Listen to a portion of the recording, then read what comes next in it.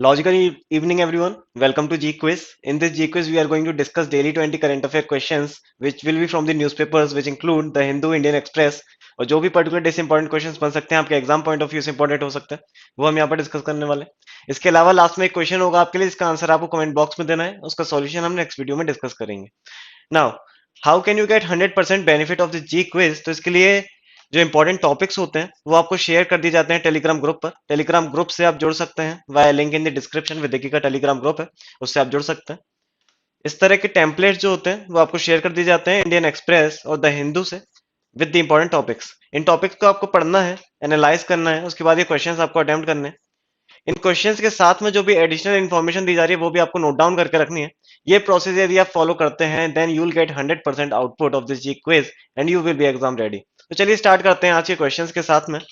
पहला क्वेश्चन है आज का, recently who won Mathrubhumi book of the year award? Mathrubhumi book of the year award किसने जीता है इस साल? ऑप्शंस है शुभ्रा गुप्ता, काकी Madhav, doctor Peggy Mohan and Vinod Shukla. तो डॉक्टर पैगी मोहन जो सी ऑप्शन आपका है, डॉक्टर पैगी मोहन, इन्होंने जीता है मातृभूमि book of the year award for the 2023 year. और इन्हें किस बुक के लिए मिला है? तो वॉन्डर्स किंग्स एंड मर्चेंट्स, इस बुक के लिए, इस किताब के लिए इन्हें ये अवार्ड मिला है, मातृभूमि book of the year award. अगला क्वेश्चन है हमारा, recently in which state Asia's biggest chopper factory established? Asia की सबसे बड़ी चॉपर फैक्ट्री, हेलीकॉप्टर फैक्ट्री कहां पर स्टैब्लिश की गई है? तो ये कल पीएम मोदी द्वारा इनॉग्रेट की गई है, पीएम के द्वारा इनॉग्रेट की गई है कर्नाटका में। कर्नाटका में ये इनॉग्रेट की गई है एशिया की सबसे बड़ी चॉपर फैक्ट्री। और किसके द्वारा ये डेवलप की जा रही है? तो HAL, Hindustan aeronautics limited, HAL ने ये डेवलप किया है India Asia's biggest chopper factory. इसके अलावा कल हमने देखा भी था कि एचएएल का हेडक्वार्टर कहाँ पर है, तो एचएएल का हेडक्वार्टर आपका है बेंगलुरु में। ये भी आपको याद रखना है। अगला क्वेश्चन है, रिसेंटली काला घोड़ा arts festival started in which city? काला घोड़ा आर्ट फेस्टिवल काफी फेमस आर्ट फेस्टिवल है, कहां पर इसका ऑर्गेनाइजेशन किया जाता है? ऑप्शन है लखनऊ, मुंबई, हैदराबाद एंड चेन्नई। तो इसका जो करेक्ट आंसर है वो है मुंबई। मुंबई का एक काला घोड़ा एरिया है जहां पर काला घोड़ा आर्ट्स फेस्टिवल जो है ऑर्गेनाइज किया जाता है हर साल। ये भी आपको इस क्वेश्चन में देखना है, इंपॉर्टेंट फेस्टिवल है, आर्ट एंड कल्चर के सेक्शन में पूछा जा सकता है। रिसेंटली वानी Jairam passed away, she was a famous. वानी रेजा वानी जयराम रिसेंटली इनकी डेथ हो गई है, किस प्रोफेशन से रिलेटेड थे ये? ऑप्शन है politician, singer, film maker and actor. इसका जो करेक्ट आंसर है वो है सिंगर। वानी जयराम साउथ की एक सिंगर थी, अप टू 10,000 सॉन्ग्स जो थे इन्होंने गाए हैं इन 19 languages including Hindi, Tamil, Telugu, Assamese. ये जो आप देख पा रहे हैं पिक्चर में, ये है आपकी वाणी जयराम जिनकी रिसेंटली डेथ हो गई है। तो आपको इनका प्रोफेशन पता होना चाहिए, सिंगर थी वाणी जयराम। अगला क्वेश्चन है, recently CM of which state inaugurated VFS global joint visa application centre? Global joint visa application centre कहां पर स्टैब्लिश किया गया है, कहां पर इनॉग्रेट किया गया है? ऑप्शंस है महाराष्ट्र, गुजरात, उत्तर प्रदेश एंड मध्य प्रदेश। तो उत्तर प्रदेश में रिसेंटली इनॉग्रेशन किया गया है बाय सीएम ऑफ उत्तर प्रदेश योगी आदित्यनाथ, उनके द्वारा इनॉग्रेशन किया गया है global joint visa application centre का। होता क्या है, ग्लोबल वीजा एप्लीकेशन सेंटर जो है वो प्रोवाइड करेगा facilities regarding providing the visas. तो it will be of immense benefit to the citizens of Uttar Pradesh who till now had to travel to other cities like New Delhi. अभी कोई भी वीजा अप्रूवल के लिए न्यू दिल्ली तक ट्रेवल करना पड़ता है जो लोगों को, तो ट्रेवल जो है वो कम हो जाएगा लोगों को। और ये कहाँ पर स्टेब्लिश कर दिया गया है? लखनऊ में इसका स्टेब्लिशमेंट किया गया है वीजा एप्लीकेशन सेंटर का।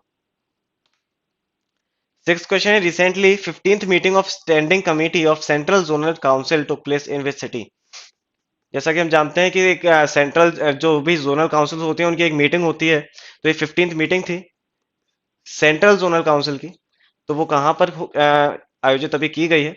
ऑप्शन है लखनऊ, न्यू दिल्ली, देहरादून एंड भोपाल। तो इसका जो करेक्ट आंसर है वो है देहरादून। देहरादून में recently 15th edition of standing committee of central zonal council जो है अभी ऑर्गेनाइज की गई है। जोनल काउंसिल्स की बात करें तो अभी करंटली जो है 6 जोनल काउंसिल्स हैं। 5 जोनल काउंसिल्स आपके रिऑर्गेनाइजेशन एक्ट 1956 से आई थी। इसके अलावा एक जो आपकी नॉर्थ ईस्टर्न काउंसिल है, नॉर्थ ईस्टर्न जोनल काउंसिल, ये 1971 का एक्ट था, नॉर्थ ईस्टर्न काउंसिल एक्ट 1971।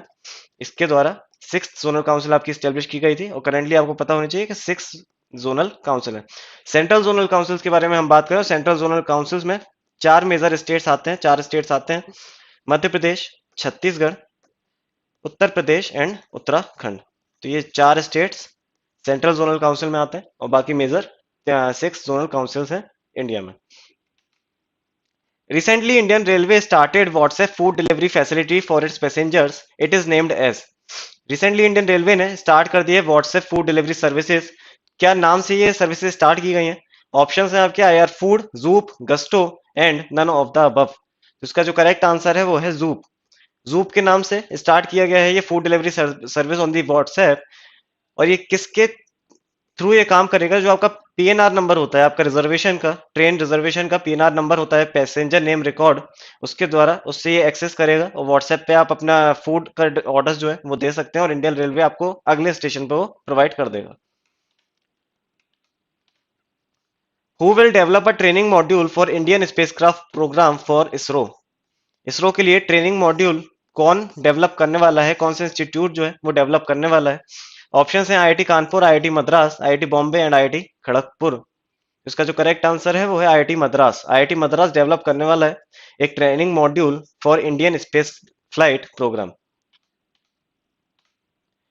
अगला क्वेश्चन है, recently which music composer won Grammy award 2023? Grammy award किस को मिला है इस साल? एक इंडियन जो है उनको भी एक ग्रैमी अवार्ड मिला है इस साल का। ऑप्शंस हैं आपके M M Keeravani, P Chakravarthy, Ricky रेस and none of the above. इसका जो करेक्ट आंसर है वो है सी ऑप्शन, रिक्की केस। रिक्की केस को इस साल का ग्रैमी अवार्ड मिला है 2023 का। किसके साथ में ये मिला है इनको? स्टीवर्ट कोपलैंड के साथ में ये अवार्ड मिला है। ये जो आप देख पा रहे हैं ये है पिक्चर में रिक्की केस एंड ये है स्टीवर्ट कोपलैंड। तो स्टीवर्ट कोपलैंड के साथ में ये अवार्ड रिक्की केस को मिला है। और किस एल्बम के लिए मिला है? Divine tides. Divine tides album के लिए ये अवार्ड, ग्रैमी अवार्ड दिया जा रहा है।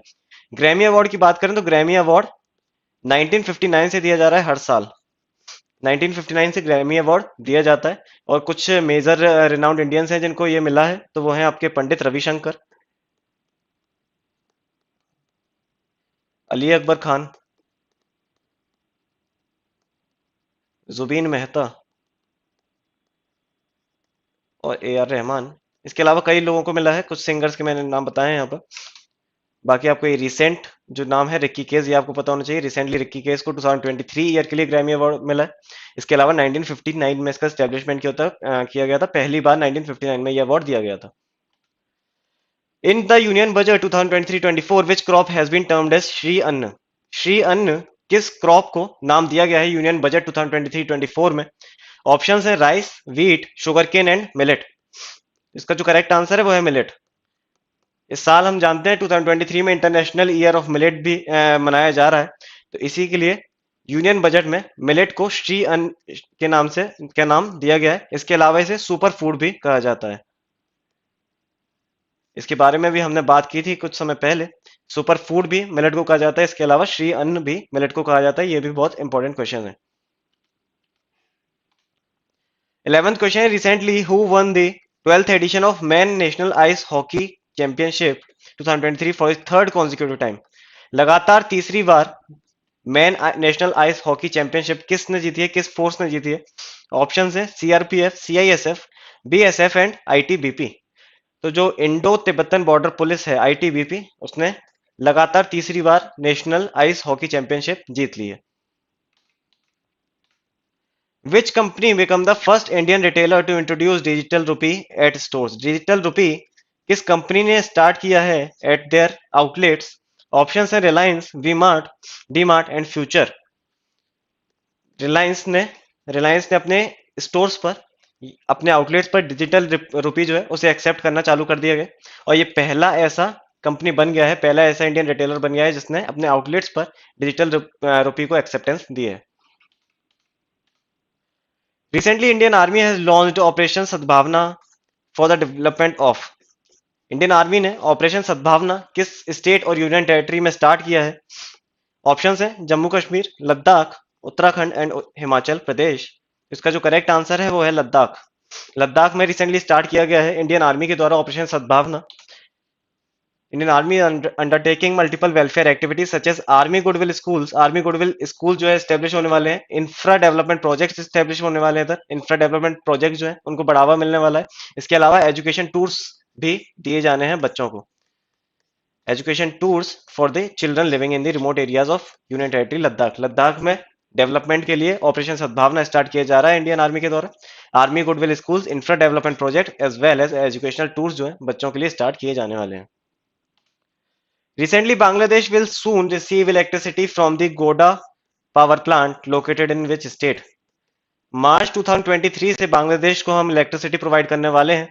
गोडा पावर प्लांट से ये इलेक्ट्रिसिटी जो है प्रोवाइड होने वाली है। 750 मेगावाट तक की इलेक्ट्रिसिटी प्रोवाइड की जाएगी। है किस स्टेट में लोकेटेड है गोडा पावर प्लांट? ऑप्शन है आपके उड़ीसा, वेस्ट बंगाल, आंध्र प्रदेश एंड झारखंड। तो झारखंड में ये लोकेटेड है आपका गोडा पावर प्लांट, जहां से बिजली जो है पहुंचाई जाने वाली है पड़ोसी देश बांग्लादेश को।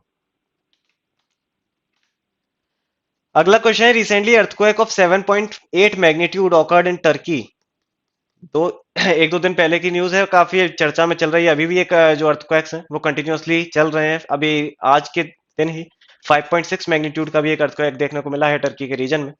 What is the AP centre of this earthquake? AP centre क्या है इस अर्थक्वेक का? ऑप्शंस है कोन्या, अंटालिया, इस्तांबुल एंड कहरामनमरास। इसका जो आप डी ऑप्शन देख रहे हैं यही है इसका एपिसेंटर, कहरामनमरास। एपिसेंटर के बारे में जान लेते हैं। एपिसेंटर क्या होता है? अर्थक्वेक जब भी आता है तो इसके एक फोकस पॉइंट होता है जहां से ये ओरिजिनेट होता है। एक ये फोकस पॉइंट जो होता है वो अर्थ के इनसाइड होता है, अर्थ के अंदर होता है।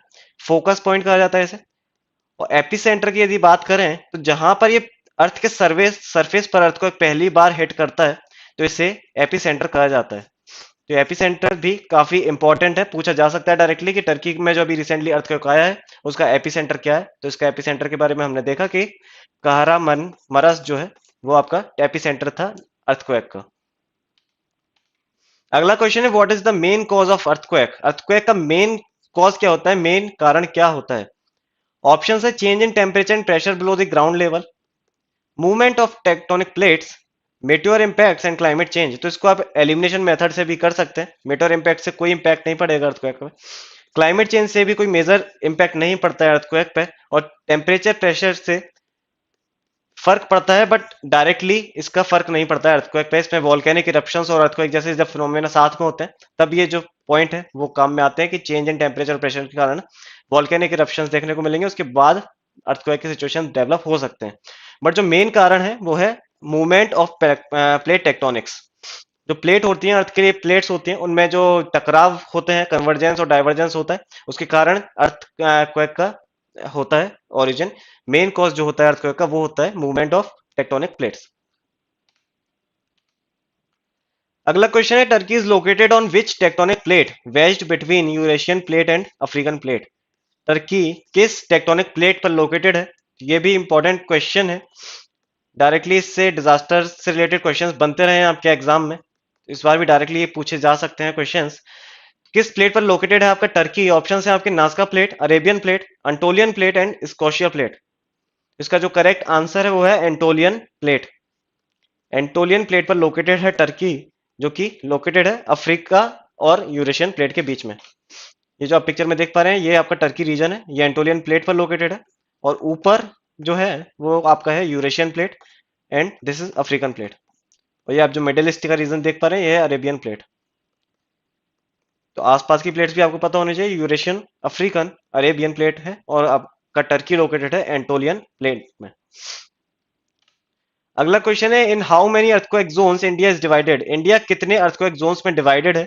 ऑप्शंस है 3, 4, 5, 6। तो इसका जो करेक्ट आंसर है वो है 4। India is divided into 4 earthquake zones. ये आप मैप में देख पा रहे हैं। जो पहला जोन है हमारा, ये जोन 2 से स्टार्ट होते हैं actually. Zone 2, 3, 4 and 5, total 4 zone है, बट ये इनकी जो नंबरिंग है वो 2 से स्टार्ट होती है। जोन 2 आपका मिनिमम सीस्मिक एक्टिविटीज वाला जोन होता है। मिनिमम सीस्मिक एक्टिविटीज यहाँ पे देखने को मिलती है। ये जो आप ब्लू एरिया में देख पा रहे हैं, ब्लू एरिया में जोन 2 शो कर रहा है।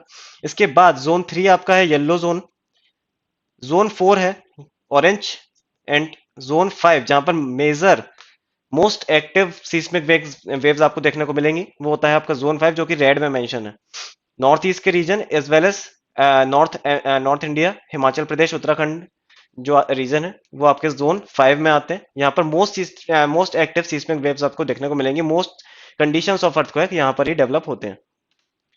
अगला क्वेश्चन है what is the most commonly used scale to measure the earthquake.